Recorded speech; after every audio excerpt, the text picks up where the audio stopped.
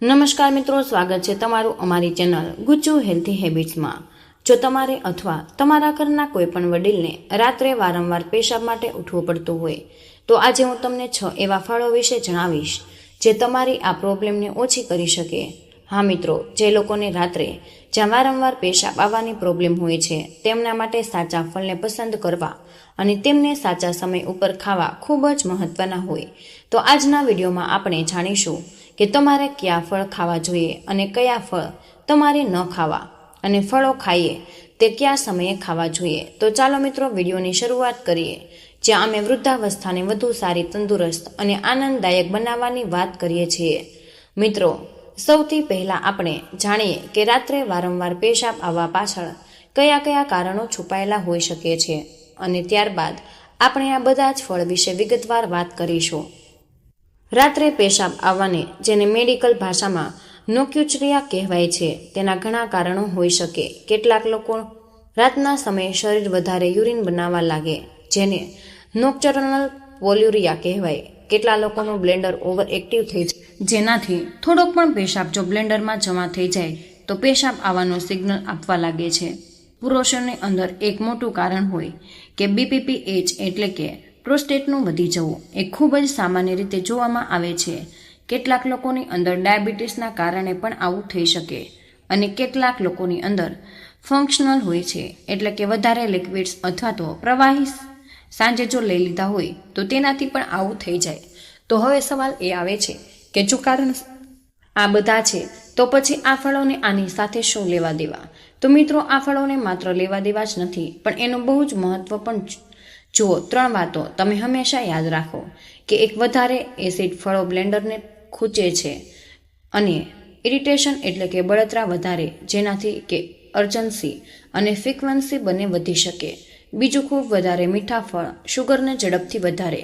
જો તમને ડાયાબિટીસ છે તો આના કારણે તમારા શરીરમાં યુરિન વધારે બનવા લાગે, વારંવાર રાત્રે પેશાબ માટે ઉઠવું પડે।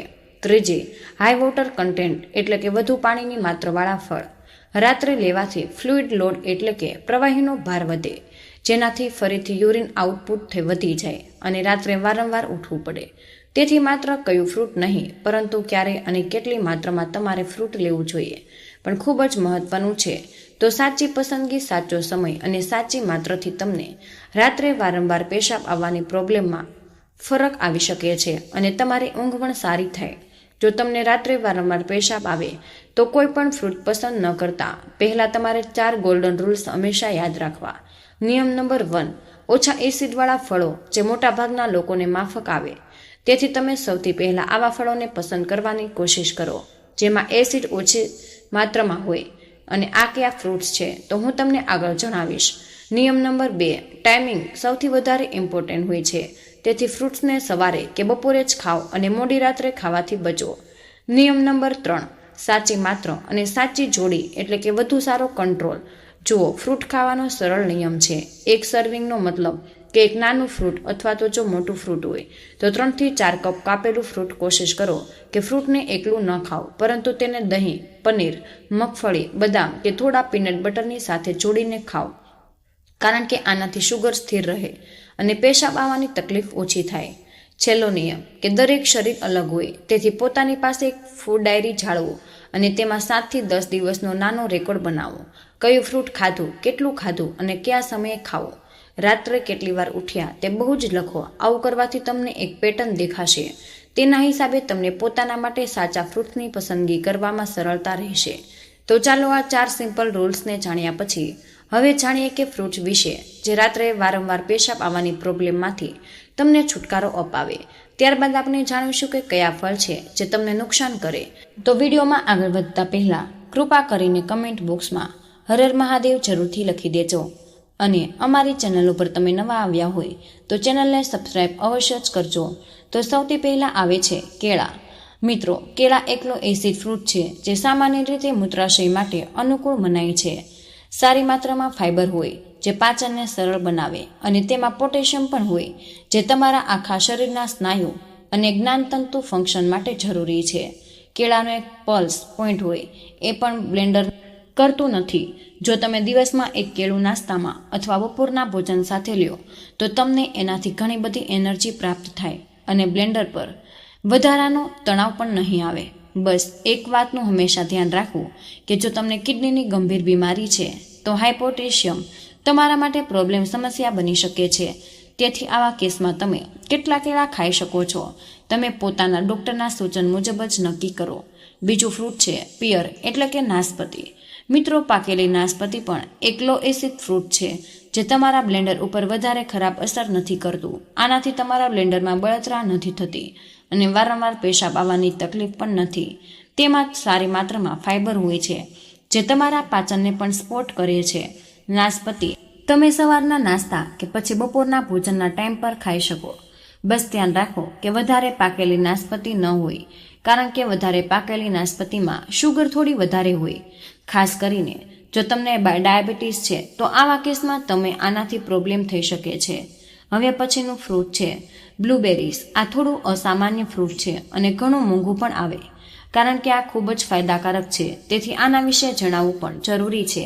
આ નાના નાના ડાર્ક બ્લુ કલરના બેરીઝ હોય જે પોલિફિનોલ્સ નામના એન્ટીઓક્સિડન્ટ્સથી ભરપૂર હોય.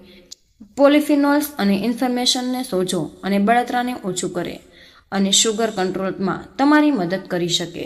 બ્લુબેરીઝનું એસિડિટી લેવલ નીચું હોય અને આનાથી જ તે બ્લેન્ડર ફ્રેન્ડલી માનવામાં આવે છે. જો તે તમારા ત્યાં અવેલેબલ હોય તો તમે તેને રોજ અડધો કપ સુધી ખાઈ શકો. આ પણ તમારી કિડની માટે, ખાસ કરીને પેશાબ વધારે આવવાની પ્રોબ્લેમ માટે રાત્રે ખૂબ જ ફાયદો કરે છે. ચોથા નંબર પર આવે છે પપૈયો. મિત્રો, પપૈયાનું એસિડિટી લેવલ મધ્યમથી નીચું હોય અને સામાન્ય રીતે બ્લેન્ડર માટે સુરક્ષિત હોય છે. તેમાં ડાયજેસ્ટિવ અને એન્ઝાઇમ્સ એટલે કે પાચન ઉત્સેચકો પણ હોય જે પેટનું હલકું રાખે અને તેને બપોરે કે પછી બપોર પહેલાં ખાઈ શકો. પાંચમું છે વોટરમેલન એટલે કે તરબૂચ. એકલું એસિડ ફ્રૂટ છે, પરંતુ તેમાં પાણીની માત્રા ખૂબ જ વધારે હોય, તેથી તેને દિવસમાં જ તમારે ખાવું. ભૂલથી પણ સાંજે આને તમારે ખાવાનું નથી. જો તમે દિવસમાં તરબૂચ ખાશો તો એનાથી તમારી બોડીમાં વોટર રિટેશન એટલે કે પાણીનો ભરાવ ઓછો થશે અને પેશાબના માર્ગમાં એક્સ્ટ્રા ફ્લુઇડ એટલે કે વધારાનું પ્રવાહી નીકળી જશે. પરંતુ તે જ સમયે જો તમે તેને એટલે કે તરબૂચને સાંજના સમયે ખાશો તો તેનાથી તમને રાત્રે હજુ વધારે પેશાબ આવે અને પેશાબ માટે વારંવાર ઉઠવું પડે. એટલે કે તરબૂચ તમારા માટે સારું તો છે, પરંતુ માત્ર ત્યારે જ્યારે તમે તેને સાચા ટાઈમ ઉપર ખાઓ. છઠ્ઠું ફ્રૂટ છે એપલ એટલે કે સફરજન. બોડીમાં સરળતાથી સહન થાય અને બ્લેન્ડર પર વધારાનો ભાર નથી નાખતું. બસ તેની માત્રાનું ધ્યાન રાખો. એક નાનું કે મીડિયમ સાઇઝનું સફરજન તમે રોજ ખાઈ શકો અને તે સારું રહેશે.